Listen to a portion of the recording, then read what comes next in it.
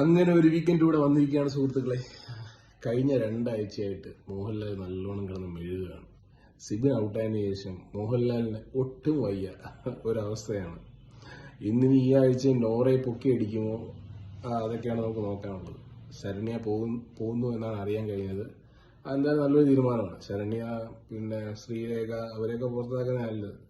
ആ സാരി എങ്ങാനും മറ്റേ വജ്രം എങ്ങാനും ശ്രീരേഖയ്ക്ക് കൊടുത്തു കഴിഞ്ഞാൽ പിന്നെ ശ്രീരേഖ വീണ്ടും 2 ആഴ്ചയോടെ ഉണ്ടാവും.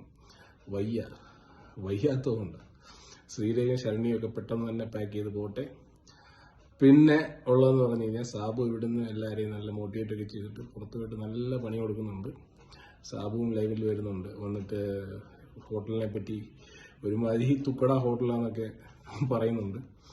എന്തായാലും കാണാം. എന്തായാലും ഈ വീക്കെൻഡിലും എപ്പിസോഡ് ചുമ്മാ ബോറാക്കാതെ എന്തെങ്കിലുമൊക്കെ ഒന്ന് ഉഷാറാക്കണമെന്ന് വിചാരിക്കുന്നു.